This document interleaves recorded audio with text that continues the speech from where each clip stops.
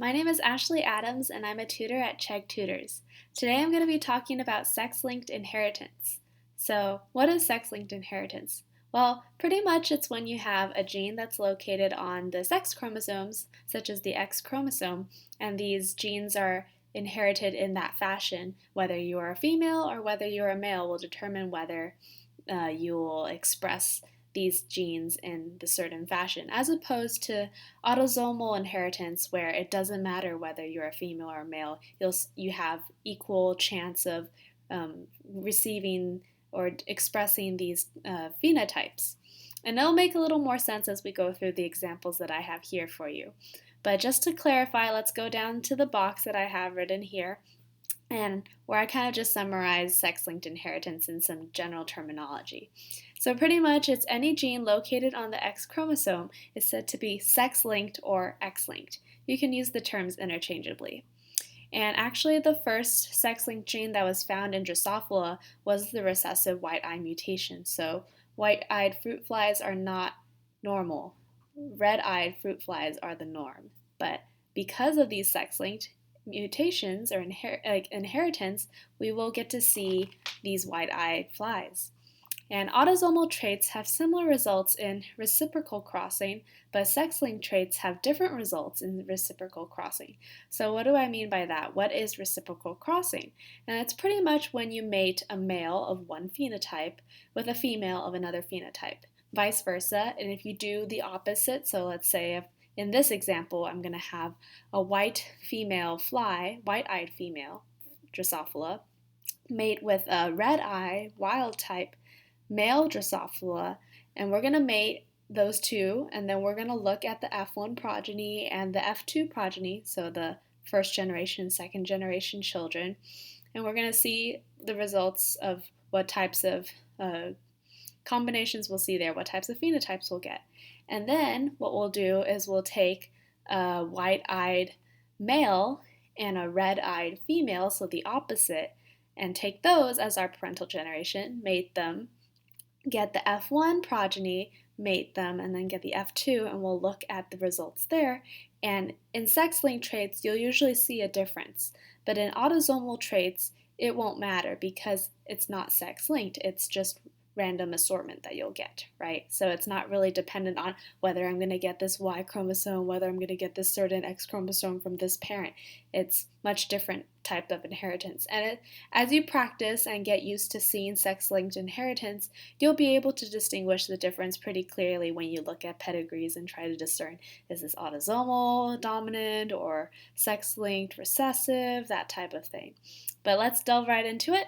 So looking at this example here, I have a white female, so she has the mutant phenotype, right? X, which is denoted XWXW. And we have a male red-eyed fly, which is denoted X+, plus usually being the symbol for wild type, and the Y chromosome, so that he's male.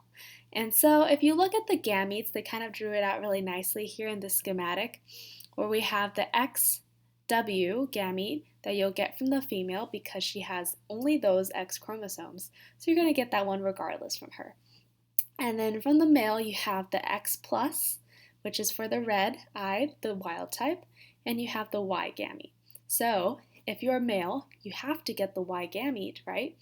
So meaning you have only one option if you're a male, is to get this XW gamete. So that means all the males in the F1 progeny are going to be white. If you're a male, you're going to have white eyes. Sorry, if you wanted red eyes, not happening here. You're going to get the white eye regardless. But if you're a female, you look here, so we know for sure the female is going to get the white gamete from the mom, but the females in the F1 progeny are getting the X+, the wild type allele from the male, right? In order to be female, you have to have two X chromosomes, or just no Y chromosome. But that's another topic for another video. But if you look at the female, you'll see here that she has the W, the recessive allele, and she has the dominant wild type allele. Therefore, as the dominant wild type, she is a red-eyed female. So in the progeny here, you see we only will see red-eyed females and white-eyed males.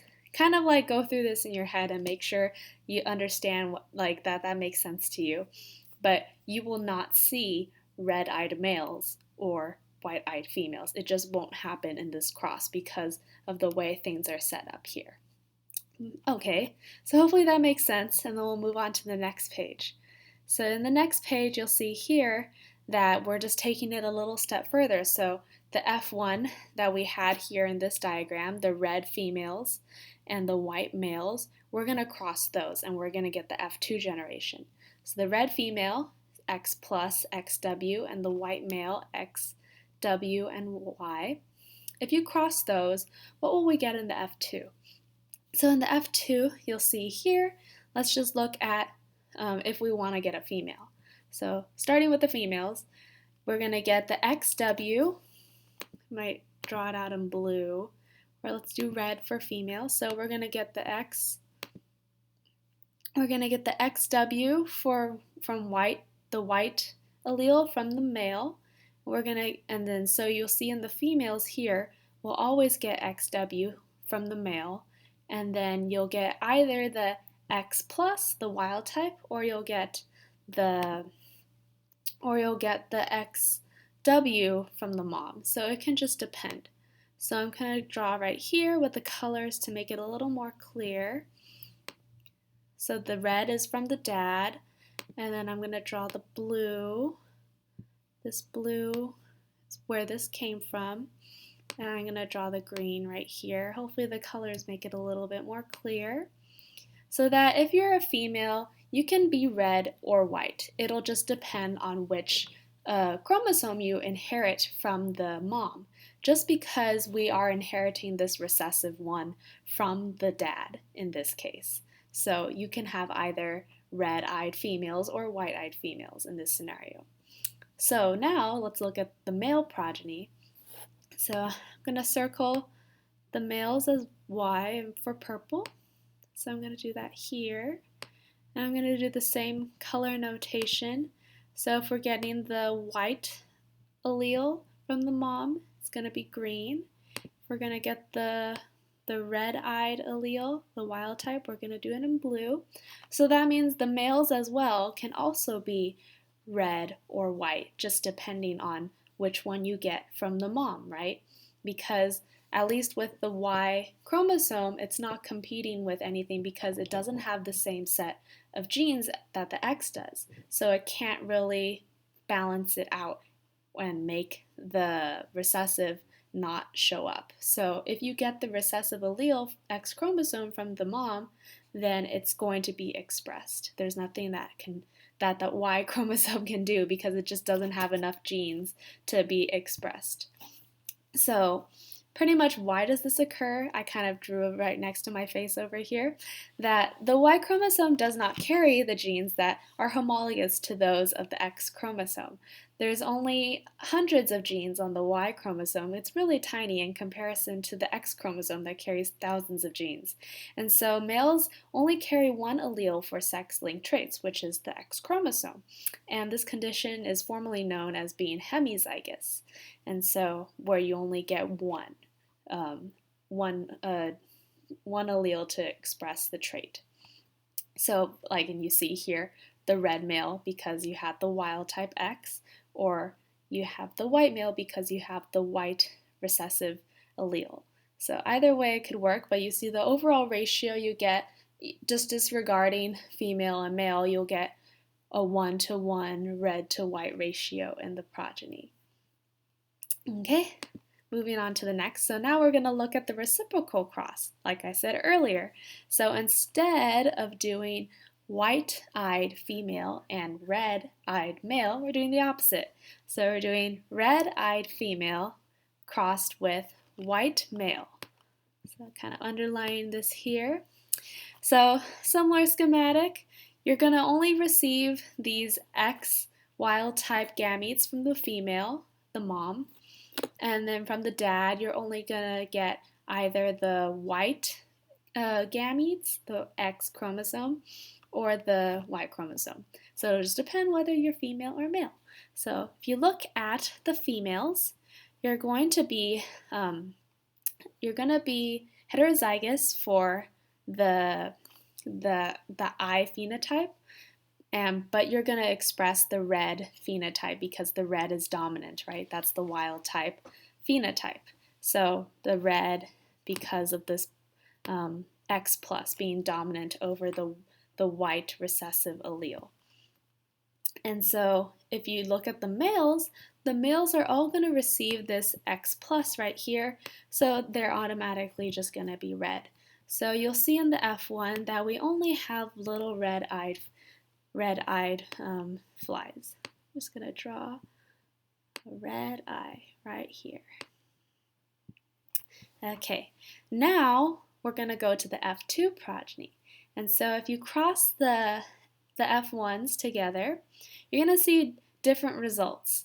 And you're going to look and notice that for here we have red females, but we only have only red females, but the males could be either red or white. As opposed to in the previous cross, we had equal numbers of red females and white males. So you could be either or. However, in this case, we don't have any white females. We only have red females. And this is a clear sign that we know that this is sex-linked as opposed to autosomal, because in autosomal inheritance, it should just always be the same, right? Regardless of who had what, whether the female was red-eyed or whether the male was red-eyed, it wouldn't matter. But in this case, it does. So that's a key point to look for. But let's looking at the F2 a little bit more closely. Feel free to pause the video if you need to look it over and kind of clear it up in your mind as to what's going on, if I'm speaking too fast. But overall, you're going to see a 3 red to 1 white ratio. And if you notice that all the females are red, but that the males can be red or white. And just from doing the same crosses that we've been doing, you'll see that. And so pretty much what I wrote here, disappearance of trait in the F1 generation, because in this F1 we only saw red, but it reappeared in the F2 generation where we see the white right here. And skipping generations is a common trait of sex-linked genes. Okay, so just recapping everything, here's some key points to look at, and sex-linked recessive genes and sex-linked dominant genes, which is something we didn't go into, but it's pretty straightforward. Just think about it and it'll kind of make sense. So in sex-linked recessive genes are more frequently found in males than in females, and this is because the males are going to express the recessive gene more easily because it just needs one copy. Whereas in females, it needs both copies, right? So you would need to have it from the dad and a heterozygous mom or a homozygous mom. Homozygous will be 100%, or it'll be pretty easy, right? It's just harder to express in females if it's recessive because you need 2 copies. So brings to the second point, fails to appear in females unless it also appeared in the paternal parent. So dad has to have the X chromosome of the mutant allele in order for any daughter's female progeny to express it. Just kind of think about it, internalize in your head, you need 2 copies of this recessive allele. One has to come from the dad in order to be a female. So you gotta have this copy appear in both parents in some way. And number 3, seldom appears in both father and son, then only if the maternal parent is heterozygous. So the maternal parent would need to carry this recessive allele in order for the son to have the trait, is pretty much what it's saying. And now let's go into sex-linked dominant genes. So they're found more frequently in females than in males, and that's pretty true because in females, all you will need is 1 copy. Versus males can get either copy, but as long as you get 1 in the female, which you're going to have, it will be there. You'll get it regardless. And it's found in all female offspring of a male that shows the trait. That's pretty straightforward, right? Because if the dad has this sex-linked dominant allele, all the females will have to inherit that that X chromosome in order to be a female. So all the females are just going to get that dominant allele regardless. That's pretty straightforward. And it's failed to be transmitted to any son from a mother that did not show the trait. So if the mom shows the trait, the mom will either be homozygous dominant or heterozygous, right? Because heterozygous would be dominant in this case. But if the mother would show that trait, right? Because heterozygous still shows.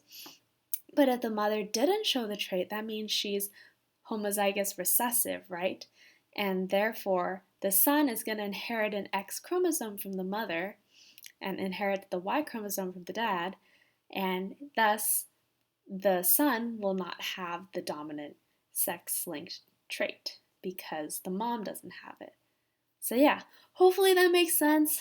Please feel free to rewind the video if anything was unclear or if I was speaking too fast, and I'll see you next time. Bye!